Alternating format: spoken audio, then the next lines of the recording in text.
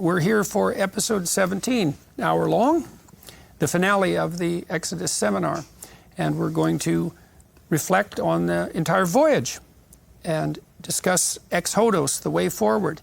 And so I'll summarize where we've been and the story as a whole. So the story is, it's an existential tale, I would say, of the dynamic between too much order and too much chaos. That's a way of thinking about it, an exploration of proper governance. And the story begins with the Israelites in captivity as slaves to a tyrant. And I would say to some degree, insofar as we've fallen out of favor or concordance with our tradition, we're all the slavish children of tyrants. Sometimes that's the external tyrant, sometimes that's our own tyrant. And so the story is true psychologically and sociologically at the same time, and that gives it kind of an eternal truth. So the Israelites are laboring under the yoke of the Egyptians, and a leader arises, Moses, who's called by God to chastise the tyrant, implying that there is a divine spirit of sovereign power in whose nature is the proclivity to punish the tyrant, and also a call to the Israelites who to free themselves from the yoke of the tyrant. And so God is portrayed as the spirit that inspires the enslaved, the unjustly enslaved, to free themselves. And so Moses is their unwilling leader, not a gifted man verbally, but nonetheless touched by God to have this inspiring capacity. And he is enjoined by God to stand up against the tyrant and to tell him, the Pharaoh, that unless his people are let go, all hell is going to break loose, which it does in the form of a multitude of plagues, which we analyzed in some detail, plagues that destroy both the present of the Egyptians and their future in the last plague, the death of the firstborn. The Israelites are then sent out into the desert by the Egyptians, who are finally terrified by the God their sorcery cannot duplicate. And in a last-ditch attempt to establish their tyrannical sovereignty, they decide to kill the Israelites and end up drowned in the Red Sea. And then the Israelites have escaped from the tyrant. And this is where the story, I think, becomes even more realistic. It's so profoundly and remarkably and surprisingly realistic, because it's easy for naive people to think that once you've escaped from the tyrant, you're scot-free. And the scot-freedom is you can do whatever you want, whenever you want. But it turns out that's the desert. And so Exodus story juxtaposes two extremes at the top and the bottom of human life, you might say. And one is an extreme of order, and that's tyranny, but the other is an extreme of chaos, and that's this desert-like freedom where, sure, you're free, but where are you going, and which way is up, and can you do anything at all? And you're lost, and the Israelites are lost in the desert, and it's not pleasant, and it's not even obvious that it's better than the tyranny. And so they get all whiny and squawky and complain, and they're miserable and lost, and then they fall prey to the temptation to elevate Moses to the role of Pharaoh, and he almost falls prey to the temptation to become that. He sits as their judge, and his father-in-law, Jethro, shows up and says, look, you can't do this, Moses. You're going to wear yourself to a frazzle judging this fractious people from dawn till night, and you're in danger of becoming a tyrant yourself. Plus, your people, granted, they're completely useless, but unless you give them some responsibility, they're going to stay that way. So Jethro introduces the principle of what comes to be known as history progresses as subsidiarity. And it's so cool, and I didn't really understand this about the text, is that not only does the text interrogate the nature of tyranny and its proclivity to double down, and the nature of slavery and the probability that that will be accompanied by a kind of craven, resentful, cowardly murmuring and bitterness, but it also lays out the archetype of ordered freedom as the antithesis to the tyrant and to the chaos of the desert. And the ordered freedom is like a hierarchy of intermediation between that which is in the highest place and the people themselves. And it involves the construction of a hierarchical structure of responsibility. And that's the true antithesis to the tyrant, and it's the solution to the problem of the Tower of Babel, and it's the solution to the problem of how to make the infinite manifest in the finite without having the infinite wreak havoc on the finite. And I didn't know that really before we walked through this seminar, and it's so illuminating to understand that that's the basis of the idea of good governance, both conceptually and practically. So that's ridiculously interesting and cool. And so the principle of subsidiary is established. Moses gets the laws. They're a little too intense, and the Israelites immediately fall prey to their fractiousness and start to worship idols. And that means they lose faith in the spirit that has guided them out of tyranny and into the desert. And the covenant is then, the tablets are broken, the covenant is reestablished with a bit less divine force, you might say, although it's also prolonged. And then they fall prey to all the temptations of an established state. They become lustful, and what that means in this situation is, well, they're kind of secure, and they got their subsidiary structures in place, but now they cultivate their own longings, and they invent privations, and they transform themselves into pathetic victims, even though they have absolutely no reason to do so, and that shakes the state to its foundation. And they move forward still to the degree that they can, motivated by the vision of the promised land, but that falls apart too, and they become faithless. And so God nonetheless keeps his covenant with them. This is something I found particularly interesting about the text too, and I didn't understand this exactly. So, you know, modern people they'll dismiss the idea of a covenantal relationship, the idea that you actually have a personal relationship with God. That's just obviously the most primitive of superstitions. But you know, what's so interesting about this text is that it insists, psychologically speaking, that the proper polity is to be modeled after the idea of a relationship, and a relationship of sacrifice and bargaining, and that if you organize yourself properly psychologically and socially, it's as if you're developing a relationship. That's the right metaphor. It's relationship. It's not contractual subjugation. It's not abiding by a set of rules or even a set of principles. They're there, but they're echoes of the covenantal relationship. And the proper relationship is put forth as something like, well, the possibility of communicating with the infinite in a personal manner, predicated on the assumption that you're in something like a father-son relationship, and that's the most appropriate way to conduct yourself if you're going to thrive, if your family is going to thrive, and if your state is going to survive and wax more abundant. And you know, it seems to me that that's, not only is that right, but I think in some ways it's necessarily right, because biologically speaking, you are a personality. And the personality exists in relationship. And you wouldn't have evolved into a personality if the personality in relationship wasn't the proper mode of being in the world. And so not only does it seem right, it seems inevitable, but it's still very surprising that the right metaphor is covenantal relationship. And then this absurdly optimistic assumption that not only is this a covenantal relationship that's personal with something that's best characterized as a spirit, even with human qualities, but that's the necessary foundation for a state that's neither tyranny nor chaos. I mean, that's something. That's an utterly revolutionary idea. And I think its revolutionary force also struck me walking through this Exodus seminar, because I kind of knew that, but not as explicitly as has been revealed to me as a consequence of this journeying. So that was really something. And the story closes with the death of Moses. He never gets to the promised land, and perhaps none of us do, no matter how remarkably we comport ourselves in this life, and that seems realistic. And the story, as it nears its end, also insists upon the necessity of confronting that which terrifies you and poisons you the most voluntarily, and that's a mode of redemption. It ends with the statement by God that there are rewards for following the covenant and punishments for not doing so, and the rewards are major and the punishments are dire, but that even if you deviate, there's the possibility of return to the relationship, which I think that's about as hopeful a statement as you could possibly hope for.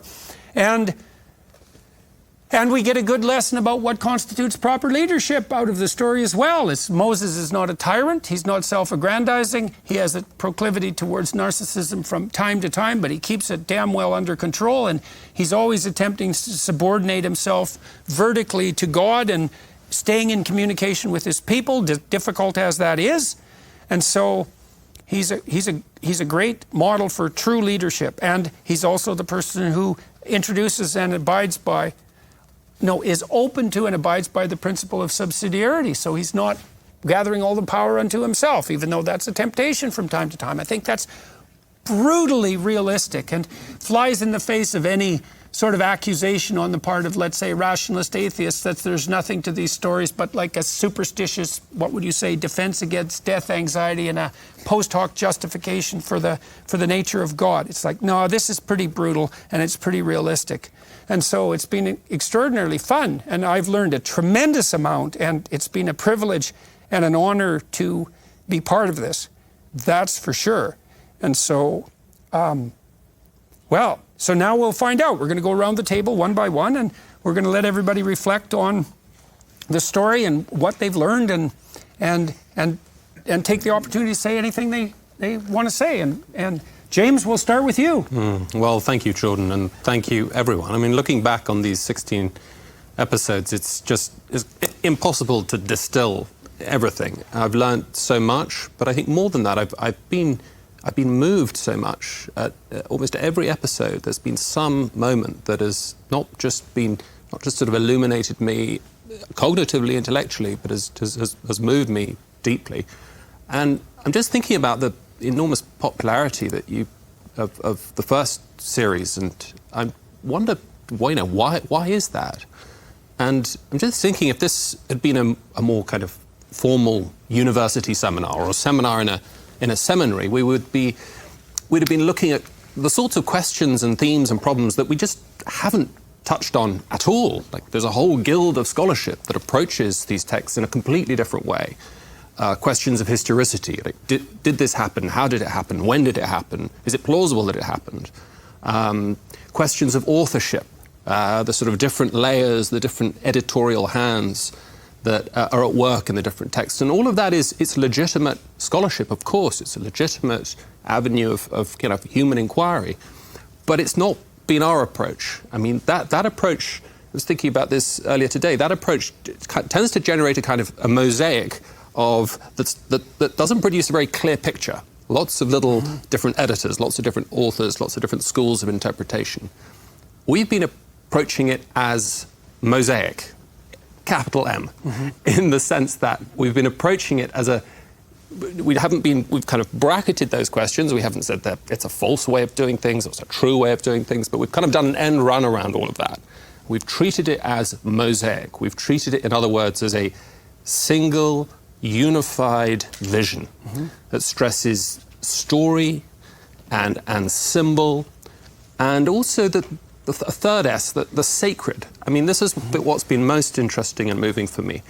We've all got our different confessional commitments. Some of us may not have any confessional commitments at all, but we've approached this text with reverence, and we've been treating it really just very seriously, and we've been open to mining its riches. And I think that is just so important and accounts for the success of the conversations. And maybe to revere a text is to allow it to open itself up to you. I mean, that might be exactly the issue. I think so. So we've seen, on the story side, I mean, it's just that the narrative logic's been brought alive for me by, Greg has been great on the storytelling side, and Jonathan too, and the symbolism, you've brought that out, and Jonathan has too, but also, as I said, we've all got our different commitments, and we've been understanding it through our different faith traditions, as it were.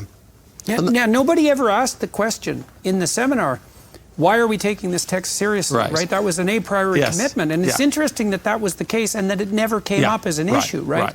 We've come back again and again. I think this is what I found so moving, that it's not been that we've been reading Exodus, but that Exodus has been reading us. We've learned new things about ourselves. We've learned new things about society. It's generally not been a very political discussion either, and yet we've seen the enormous kind of political ramifications, the ways new ways we can understand the problems of affecting society and culture through this ancient text. It's just been remarkable for that reason. So those have been the things I've taken away. I mean, the text itself. What is there more to say? I mean, I work in philosophy. I spent a lot of time reading the ancient Greeks, reading contemporary philosophy. It's really, you might say that the world of Plato and Aristotle is sort of the world of the timeless and of the abstract, the world of logic. And we have had some of this. So famously, in Exodus 3:14, there is this sense that God is, as it were, beyond time. Is like, as in Plato, he sort of occupies that heaven beyond the cave. And yet, it's not just that. It's a God who comes down into the cave, who is moved, who shows his compassion, who breaks into history. I think we tend to have this very bifurcated way of thinking about history. I mean, either as random in some sense, or perhaps as determined in the Marxist sense, or as always heading in a particular kind of progressive direction, or we sort of have the kind of timeless logical approach of the sort of the rationalists. And what we see here in these texts is a fusion of those two traditions. We see it's got both. We can see, obviously, its enormous contribution to the Christian intellectual tradition, but we see in it, as it were, glimpses of the Hellenic as well, glimpses of the Greek tradition.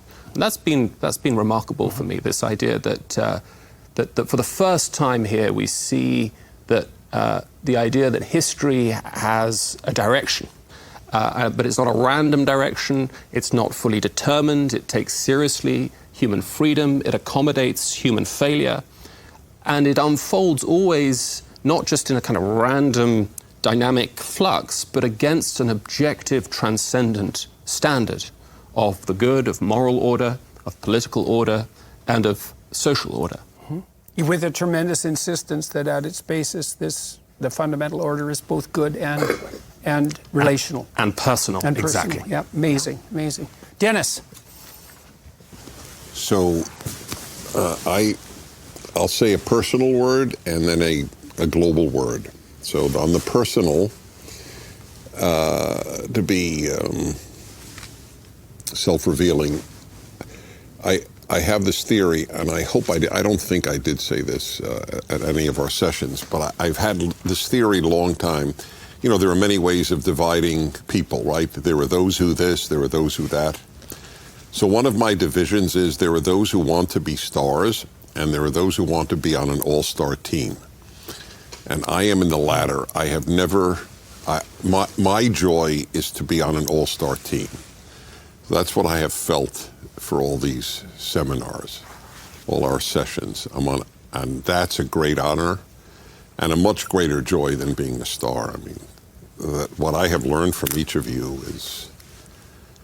is emotionally as well as intellectually rewarding.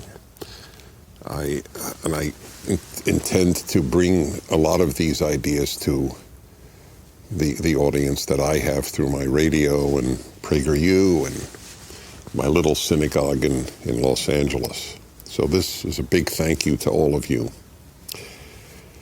I don't have much to add. I just want to say one large thing that I thought of the entire time. I don't think that there's a secular equivalent to what we have done here. I don't think there can be a secular equivalent. Why not? Because secularism doesn't produce wisdom. That's why. I'm convinced of that, and I have proof. It's not a theory. The most secular institutions in our society have the least wisdom, the universities. So either what I'm saying is true or not true. But if it's true that the least wise institutions are the most secular, it is causative. It's not just correlated. They are, it is a factor. And the great line from the Bible, what is it? Again, I got to go from the Hebrew. Wisdom begins with the fear of the Lord. When I was at Columbia, and it's on the internet, I wrote this 25 years ago, how I found God at Columbia. So I was at the Graduate School of International Relations, or International Affairs. And I was already then learning nonsense. Men and women are basically the same. That was already taught to me in the 1970s. And America and Soviet Union, they're just both superpowers. This was not a battle of good and evil or freedom and tyranny. It was two superpowers. I remember the analogy given by my professor, two scorpions in a bottle. Mm-hmm. So I was learning nonsense, and it was driving me a little crazy. And I never, except once in my life, had an epiphany. I've never had a theophany. God has never appeared to me. I mean, he appears to me in the pages of the Torah, to be honest, but never appeared to me directly in any way. But I had an epiphany. All of a sudden, as I kept asking myself, why is there so much nonsense here from such intelligent people? That phrase, wisdom begins with the fear of God, came to me. I had last said it in second grade in my Jewish school. I had not said it since second grade. Mm-hmm. And it just came into my brain. And then I realized, oh, there's no wisdom here because there's no God here. I would now even refine it. There was no wisdom there because there was no Bible there. Because there are people who believe in God who are fools. But the Bible is a repository of wisdom. So when I said, I don't think there's a secular equivalent, and you said, what do you mean? That's what I mean. And I want the viewers and listeners to this to understand that. If you've been uplifted by this, tell me what secular equivalent has uplifted you like this has. That's my challenge to the people watching or listening to this. I have summarized my 40 years of broadcasting, and I've said it all 40 years. I have one overwhelming message: the deleterious consequences of secularism.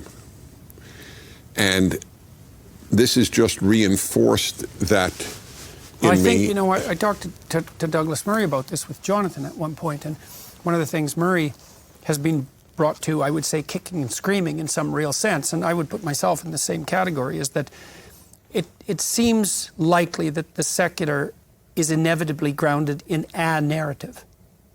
There's no way out of that. It's grounded in a narrative. Now, you can debate about what that narrative is and should be, but I don't think you can debate that it has to be grounded in a narrative. And a narrative is a narrative. If it's to be a narrative, it is a narrative of something approximating relationship. And so I think your argument is technically correct, is that the secular is groundless. And if the secularists claim detachment from a narrative, all that means is that either their narrative is fragmented or it's unconscious. So